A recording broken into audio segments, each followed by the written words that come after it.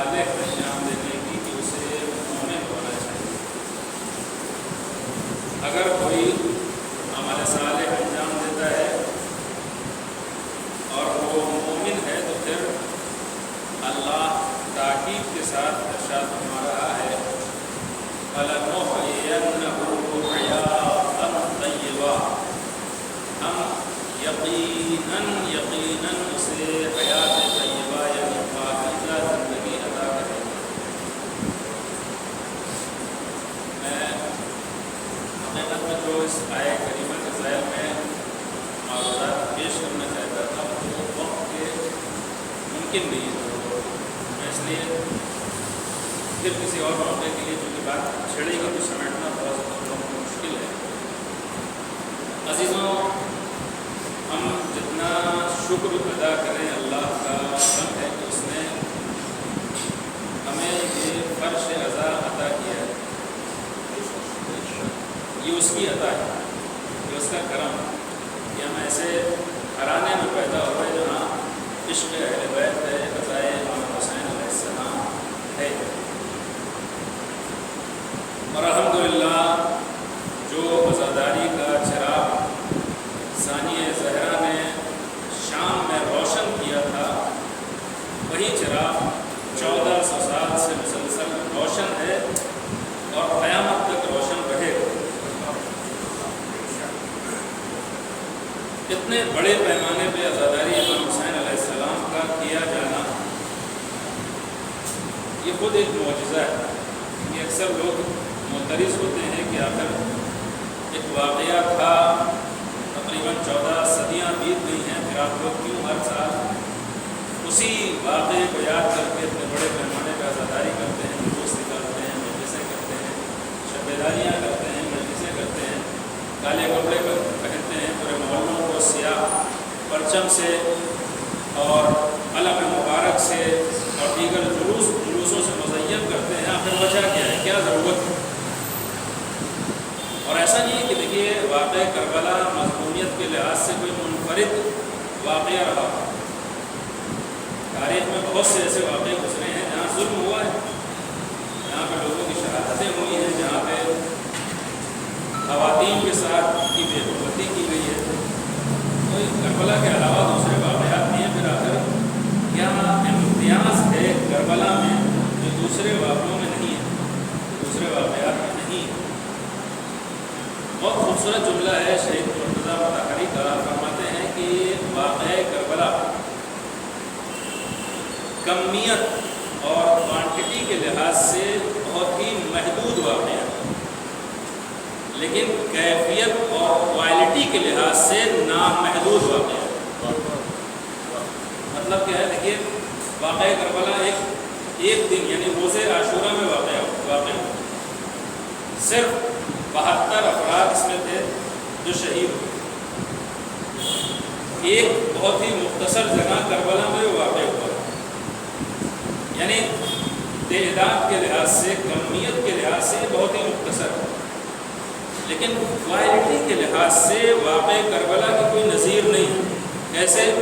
اس لیے کہ 1400 سال ہو گئے ہیں، کوئی دوسرا اکبر کوئی پیدا نہیں کر سکا، کوئی عباس اس دنیا میں نہیں آیا، کوئی قاسم جیسا شہزادہ اس دنیا میں نہیں آیا، کوئی زہیر عین بن کے نہیں آیا، کوئی حبیب ابن مظاہر بن کے نہیں آیا، اور کسی بھی واقعے کا اتنا زیادہ اثر کائنات میں نہیں ہوا ہے جو حادثے جو واقع کربلا کا، جو سانحہ کربلا کا۔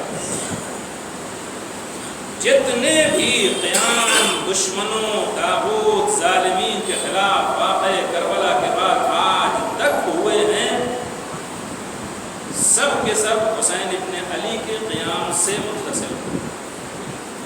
آپ دیکھیے جس ملک میں ہم لوگ رہتے ہیں، اور ہمارے راشٹر پتا جو تھے مہاتما گاندھی جی، ان کا بھی قول منسوب ہے ان سے کہ آپ نے جب انگریزوں کے خلاف جنگ چھیڑی ہے مختصر سے لوگوں کے ساتھ، تو ان کا ایک یہی نعرہ تھا کہ ہم نے حسین ابن علی کی سیرت کو دیکھا، جب 72 کی تعداد، کم تعداد ایک یزید جیسے ظالم سے ٹکرا کے جیت سکتی ہے، تو ہم بھی کم تعداد کے بعد بھی انگریزوں سے ٹکرا کے جیت سکتے ہیں۔ اور یہی تاریخ نے ثابت کیا ہے کہ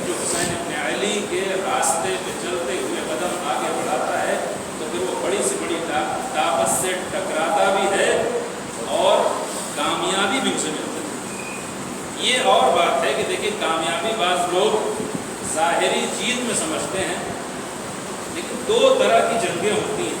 ایک جنگ ہوتی ہے اسلحوں کی اور ایک جنگ ہوتی ہے نرم جنگ، جسے کہا جاتا ہے سافٹ وار۔ یہ جنگ ہوتی ہے جو آئیڈیالوجی کی جنگ ہوتی ہے، جو تفکر کی جنگ ہوتی ہے، جو سوچ کی جنگ ہوتی ہے۔ جو اسلحوں کی جنگ ہوتی ہے اس میں یہ دیکھا جاتا ہے کون قاتل ہے کون مقتول ہے، لیکن جو آئیڈیالوجی کی جنگ ہوتی ہے اس میں قاتل و مقتول نہیں دیکھا جاتا، اس میں یہ دیکھا جاتا ہے کہ کس کا مقصد پورا ہوا، کس کی آئیڈیالوجی پھیلی ہے، کس کی آئیڈیالوجی پھیلنے میں کامیاب ہوئی ہے اور کس کا مقصد وہیں دفن ہو گیا۔ امام حسین علیہ السلام کی شہادت کے بعد جب ایک شخص نے مولا امام سجاد سے پوچھا تھا، مولا آپ جیتے یا آپ کے بابا جیتے یا یزید جیتا ہے، تو مولا امام سجاد نے مسکرا کے کہا میرے بابا کی جیت ہوئی۔ اس نے کہا کیسے؟ آپ کا تو پورا خانہ شہید کر دیا گیا، آپ کے جوان شہید کر دیے گئے، آپ کی عورتوں کو اسیر بنا لیا گیا، یزید کی تو بادشاہت قائم ہے، اس کی سلطنت قائم ہے۔ مولا سید سجاد نے کہا اس کا جواب میں تمہیں تھوڑی دیر دوں گا، منتظر رہو، جب اذان ہوگی دیکھنا، اگر اذان میں اشہد ان محمد رسول اللہ کہا جا رہا ہے سمجھ لینا میرا بابا جیت گیا، یزید ہار گیا۔ کیوں؟ اس لیے کہ اسی اذان میں نانا محمد رسول اللہ کے نام کو بچانے کے لیے میرے بابا نے قیام کیا تھا۔ یزید نام کو مٹانا چاہتا تھا، بابا نام کو بچانا چاہتے تھے۔ اگر آج اذان میں نام بچ گیا ہے تو چاہے میرا بابا شہید ہی کیوں نہ کر دیا گیا ہو، جیت میرے بابا کی ہوئی ہے، شکست یزید کی۔ ایک صلوات پڑھتے ہیں۔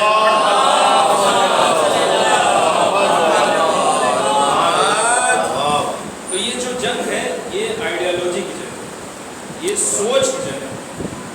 اور دیکھیے اسلحوں کی جنگ کبھی کبھی ہوتی ہے، لیکن یہ سوچ کی جنگ یہ جناب آدم سے شروع ہوئی ہے اور امام زمانہ کے ظہور تک جاری رہی، یہ کبھی ختم نہیں، آج بھی چل رہی ہے۔ آج بہت سے مواقع پہ ہم سمجھ پاتے ہیں، بہت سے مواقع پہ سمجھ نہیں پاتے کہ ہم میدان جنگ میں ہم یہ تصور کرتے ہیں کہ میدان جنگ کا مطلب یہ ہے کہ ہم اسلحے لیے ہوں، دشمن اسلحہ لیے ہوں۔ جو اسلحے والی جنگ ہوتی ہے اس میں میدان جنگ میں جانا پڑتا ہے، اور ممکن ہے کسی میں شجاعت نہ ہو، حوصلہ نہ ہو، جذبہ نہ ہو، وہ جنگ نہ لڑنا چاہتا ہو، گھر میں جا کے واپس دروازے بند کر لے، تالے بند کر لے، دشمن سے امان پا جائے۔ لیکن جو نرم جنگ ہوتی ہے، جو سافٹ وار ہوتی ہے، جو آئیڈیالوجی کی جنگ ہوتی ہے، وہ دروازوں میں تالا لگانے سے ایسا نہیں ہے کہ آپ گھر میں محفوظ ہیں، وہ ایسی جنگ ہے جو گھر میں بھی داخل ہوتی ہے۔ آج یہ دیکھ رہے ہیں ہمارے ہاتھ میں، یہ اسی سافٹ وار کا ایک اہم حصہ ہے جو ہمارے گھروں میں ہے، ہمارے بستروں پہ ہے، ہمارے آفس میں ہے، ہماری جیب میں ہے، ہر لمحے ہمارے ساتھ ہے، جو ہماری فکر کو بدلنا چاہتا ہے، ہماری سوچ کو بدلنا چاہتا ہے، ہماری آئیڈیالوجی کو بدلنا چاہتا ہے۔ یہ وہ منزل ہے جہاں پہ ہماری ذمہ داری یہ ہے کہ ہم خود کو اس سافٹ وار میں کامیاب باہر نکالیں، دشمن ہم پہ غالب نہ ہونے پائے، ہم دشمن پہ غالب ہو کے دکھائیں کہ ہم اس حسین ابن علی کے ماننے والے ہیں جس نے یزید سے جنگ کر کے بھی اپنی آئیڈیالوجی کی حفاظت کی تھی، یزید کو شکست۔ یہ ہماری اور آپ کی ذمہ داری ہے، اس میں ہم بچ نہیں سکتے ہیں۔ تو یہ کہے کہ ہم گھر میں ہیں اور ہمارا کچھ نہیں ہوگا، نہیں۔ یہ نرم جنگ جو ہے، یہ عقیدوں کی جنگ جو ہے، یہ جو سوچ کی جنگ ہے، یہ کلچر کی جنگ، تہذیب کی جنگ ہے، یہ ہمارے گھروں میں آ رہی ہے۔ ہمارے بچے کارٹون دیکھتے ہیں، سیریل دیکھتے ہیں، فلمیں دیکھتے ہیں، یہ اس جنگ کا ایک حصہ ہے۔ دیکھیے جو ہماری اسلامی تہذیب ہے، جو ہماری ہندوستانی تہذیب ہے، اس میں ہمیں یہ بتایا گیا ہے کہ والدین کا احترام کرو، چچا کا احترام کرو، ماموں کا احترام کرو۔ دیکھو بڑوں کا نام لے کر نہ پکارنا، انہیں احترام کے ساتھ، ادب کے ساتھ، انہیں القاب کے ساتھ پکارنا۔ لیکن جو یہ نرم جنگ ہے جس میں ہم اپنے بچوں کو یہ طرح طرح کے کارٹون دکھاتے ہیں، اس میں मगरिब यूरोप हमारे बच्चों को ये सिखाता है कि देखो बड़ों का कोई एहतराम नहीं है, बड़ों का तुम नाम लेके पुकार सकते हो, बाप का नाम लेके पुकारो, चचा का नाम लेके पुकारो, मामू का नाम लेके पुकारो। और आज जो हमारा कल्चर इस्लामी कल्चर से, अपने हिंदुस्तानी कल्चर से निकल के उस मगरबी कल्चर पर ढलता जा रहा है, तो इसी नर्म जंग का नतीजा है। यानी बहुत सी जगह पर हम मुतवज्जे नहीं होते हैं कि हम शिकार हो गए,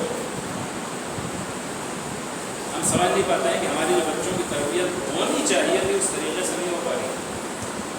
आज इंसाफ से बताइए, देखिए छोटे बच्चे अगर बाप का नाम, मामू का नाम, चचा का नाम लेकर पुकारते हैं तो आज हद ये है कि बुजुर्ग मुस्कुराते हैं, हंसते हैं, खुश होते हैं। इसका मतलब ये है कि हम उस नर्म जंग में दुश्मन से शिकस्त खा रहे हैं, इसलिए कि हम अपनी तहजीब को, अपने कल्चर को नहीं बचा पा रहे। आज रिश्तों को तार-तार किया जा रहा है, आज मुक़द्दस रिश्तों में दूरियां पैदा की जा रही हैं। आप पढ़ते रहते हैं, अखबारात में निकलता रहता है, फला सीरियल में क्या दिखाया गया, मुक़द्दस रिश्तों को पामाल किया गया। अभी हम ये सोचते नहीं कि आखिर इसमें हमारा नुकसान क्या है। जब कोई माहौल में किसी चीज़ को बहुत ज़्यादा राइज कर दिया जाता है तो इंसान की, ये माहिर नफ्सियात कहते हैं, अगर किसी चीज़ को समाज में बहुत ज़्यादा राइज कर दिया जाता है तो उसकी कबाहत और बुराई इंसान के जहन से निकल जाती है, यानी फिर बुराई को बुराई समझता ही नहीं। इस्लाम ने कहा झूठ बहुत बड़ी बुराई है, बहुत बड़ा गुनाह, लेकिन माशरे में झूठ को इतना ज़्यादा राइज कर दिया गया है कि अगर आज कोई झूठ बोलता भी है, अगर आप उसे टोक भी दीजिए कि भैया झूठ ना बोलो, तो पलट ये नहीं कहता कि हम झूठ बोल रहे थे, कहता नहीं मैं मजाक कर रहे थे, झूठ का। यानी झूठ की कबाहत और बुराई को इतना खत्म कर दिया गया है कि अब हम झूठ को झूठ समझते ही नहीं। गीबत क्या है? गीबत ये है कि देखो अपने मोमिन भाई के पीठ पीछे उसकी बुराई न करो, उसके ऐब दूसरों के सामने बयान न करो। गीबत यही है, वो ऐब उसमें है और नक्स उसमें है, अगर नहीं है तो ये तोहमत, इसका गुनाह बहुत ज़्यादा है। लेकिन गीबत ये है कि अगर उसमें वो ऐब, वो नक्स पाया जा रहा है, फिर भी तुम्हें हक नहीं है कि उसके पीठ पीछे तुम उसे बयान करो, दूसरों के सामने उसे दलील करो, रुस्वा करो। आप किसी को टोक के देखिए, भाई क्यों गीबत कर रहे हो? नहीं, ये गीबत थोड़ी, ये तो हकीकत है। इसलिए कि इतना ज़्यादा गीबत को हमारे समाज में राइज कर दिया गया है कि गीबत करने वाला गीबत करता है लेकिन उसे बुराई नहीं समझता। ये वो नर्म जंग है जिसमें हम पीछे जा रहे हैं, ये सॉफ्ट वार है जिसमें हम शिकस्त खा रहे हैं। आज बच्चियों का हिजाब देखिए, हमारी बहनें, हमारी बच्चियाँ हिजाब को लेके उस तरीके से सीरियस नहीं है जैसे दीन ने बताया है, और कितनी कमी उसमें हम लोगों की भी है, क्योंकि हम मर्दों की भी कमी है। कहा यह जाता है कि अगर मर्द में गैरत हो तभी औरत में हया आती है, अगर मर्द से गैरत का खात्मा हो जाए तो फिर औरतों से हया का खात्मा हो जाए। इतना ज़्यादा बेहिजाबी का चलन है, इतना ज़्यादा दिखाया गया है, इसे इतना ज़्यादा आम किया गया है कि अगर आज हमारी कोई बच्ची बेटी घर से बाहर आती है हिजाब के बगैर, बेपर्दा, तो उसे बुरा समझती ही नहीं है। ऐसा नहीं कि बुरा समझ के आती है, अब वो बेहिजाबी की कबाहत उसके जहन से निकल चुकी है। ये वो नर्म जंग है जिसमें शिकस्त का है।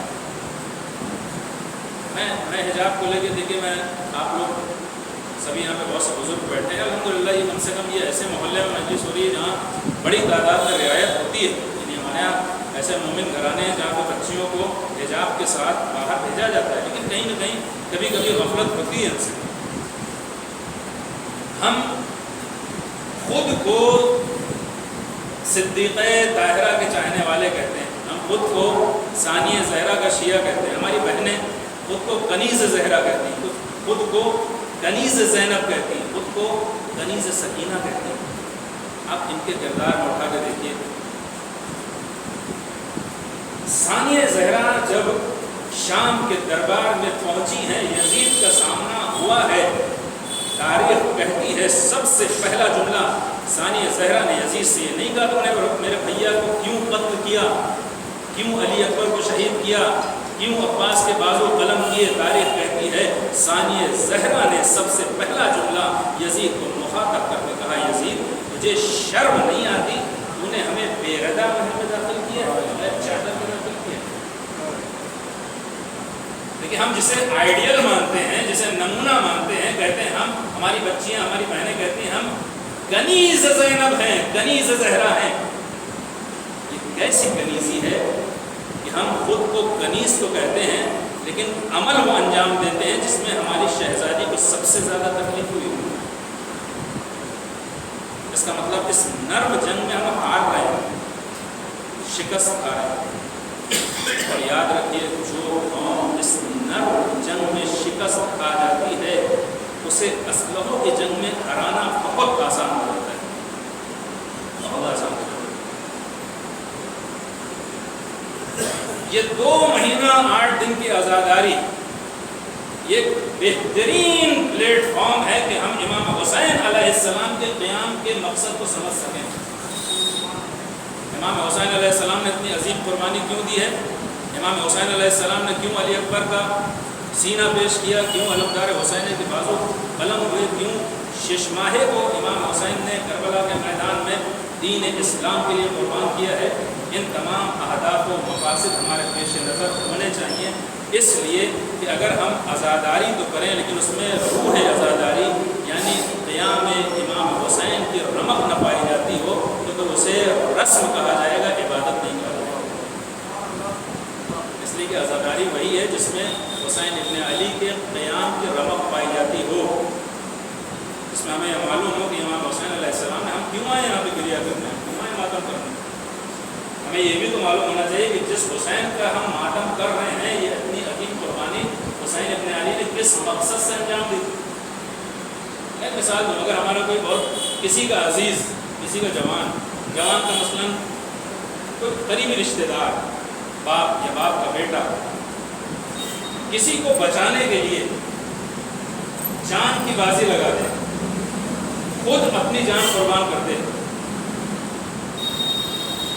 اب جو اس کے ماننے والے ہیں، چاہنے والے ہیں، جس شخص کو بچانے کے لیے اس نے جان کی بازی دی تھی اس کے نیم جان جسم کو چھوڑ کے صرف اپنے گھر والے کا ماتم کرنے لگے تو کہا جائے گا تم نے اپنے بزرگ، اپنے قریبی کے مقصد کو پامال کیا، اس لیے کہ جس کے لیے اس نے جان دی تھی تم نے اسے نیم جاں وہاں چھوڑ دیا، تم یہاں پہ آ کے عزاداری کر رہے ہو۔ اس کا مطلب عزاداری ضروری ہے لیکن اس مقصد کے ساتھ جس مقصد کے لیے یہ عظیم قربانی دی گئی ہے۔ امام حسین علیہ السلام نے اگر اسلام کو زندہ رکھنے کے لیے یہ عظیم قربانی دی ہے تو پھر ان عزاداریوں کا مقصد بھی اسلام کو زندہ کرنا ہونا چاہیے۔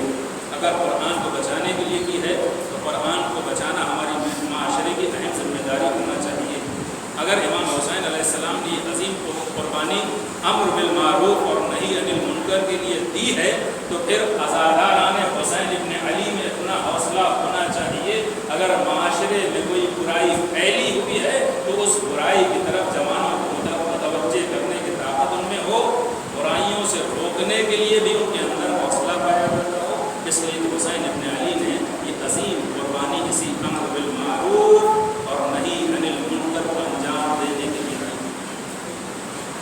یہ نہیں ہو سکتا کہ ہم مولا کا ماتم کریں، مولا پہ گریہ کریں، لیکن مولا نے جس کام کے لیے اتنا عظیم قربانی پیش کی ہے، علی اکبر کو پیش کیا، قاسم کو پیش کیا اور محمد کو پیش کیا، ہم اس قربانی کے مقصد ہی کو بھول جائیں، نہیں ہو سکتا۔ عزیزوں، بس اس عزاداری امام حسین علیہ السلام کا ایک مقصد کیا ہے؟ یہ جو ہم مجلسیں کرتے ہیں، گریہ کرتے ہیں، ماتم کرتے ہیں، یہ ایک پہلو، یہ بھی ضروری ہے۔ کبھی کبھی یہ بھی ہوتا ہے کہ بہت سے روشن خیال لوگ آتے ہیں، وہ اصلاً ان مجلسوں اور شب بیداریوں اور جلوسوں ہی کو نشانہ بنانے لگتے ہیں۔ یہ بھی غلطی ہے، اس لیے کہ عزاداری امام حسین علیہ السلام کی کئی بنیادیں ہیں، یعنی کئی پلر ہیں۔ ایک پلر یہ مجلسیں، ایک پلر یہ عشق ہے، ایک پلر یہ شب بیداریاں اور جلوس ہیں، لیکن صرف ایک ستون نہیں ہے۔ ایک ستون یہ ہے، اور ایک ستون یہ ہے کہ ہم عزاداری امام حسین علیہ السلام میں ماتم مجلس نوحائی کے ساتھ ساتھ امام حسین علیہ السلام کے مشن کو بھی زندہ رکھنے کی کوشش کرتے ہیں۔ اور ایک اور بھی ستون ہے، وہ ستون ان دو ستونوں سے کم نہیں ہے، اور وہ ہے اپنے زمانے کے امام کے سامنے تجدید بیعت کرنا، تجدید عہد کرنا کہ مولا کل ہم کربلا میں نہیں تھے، لیکن ہم منتظر ہیں جب آپ کا ظہور ہوگا تو ہم آپ کے ساتھ ویسے ہی بنیں گے جیسے حسین کے ساتھ زہیر تھے، حسین کے ساتھ حبیب تھے، حسین کے ساتھ جون تھے، حسین کے ساتھ غرب۔ یہ بھی ہمارے اندر جذبہ ہونا چاہیے۔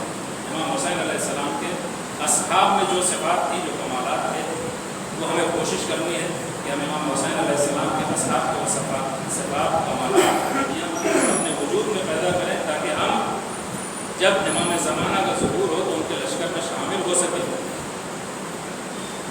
ہمیں اس میں بہت زیادہ کام کرنے کی ضرورت ہے عزیزوں۔ دیکھیے صرف اللہم عجل ولیک الفرج، اللہم کل ولیک الحجت، یہ سب دعائیں پڑھنے سے ظہور کے بعد کوئی زمانے تک گارنٹی نہیں ہے کہ ہم امام زمانہ کے ساتھیوں میں بھی شامل ہو جائیں۔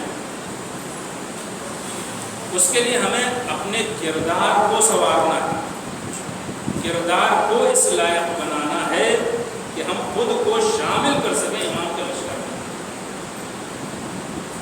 اور اس کے لیے اس سے بہتر کوئی پلیٹ فارم نہیں ہے۔ کیوں؟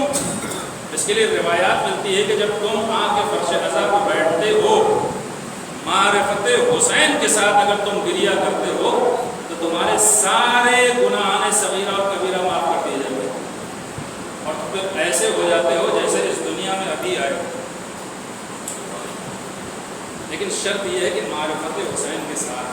معرفت کا مطلب یہ نہیں ہوتا ہے کہ حسین ابن علی کس کے بیٹے تھے، حسین کی ماں کون تھی، حسین کے بھائی کون تھے۔ نہیں، معرفت کا مطلب یہ ہے کہ حسین ابن علی کے مقام ولایت کو سمجھنے کے ساتھ ساتھ ولایت کے اس عہدے اور منصب کے مطابق عمل کر کے بتاؤ کہ تم حسین کی راستے پہ چلنے والے ہو۔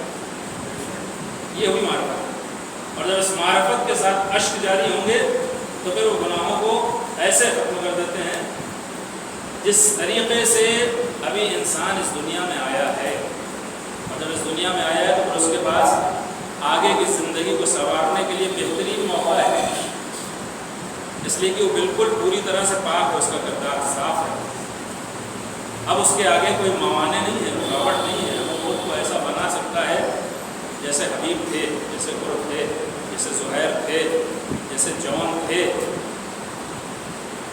کربلا کا جو ایک اہم درس ہے وہ یہی درس ہے۔ دیکھو کربلا میں امام حسین علیہ السلام نے، بس میں آخری دو جملے، امام حسین علیہ السلام نے کربلا کے میدان میں خیمہ نصب کیا۔ میں نے جو آیت ابھی سرنامہ کلام کے عنوان سے انتخاب کی ہے، من عمل صالحا، جو بھی عمل صالح انجام دے۔ من قرآن میں بہت زیادہ تکرار ہوئی اس کی۔ من کا مطلب یہ ہوتا ہے کہ بغیر کسی قید کے کوئی بھی کسی بھی ملک کا ہو، کسی بھی قوم کا ہو،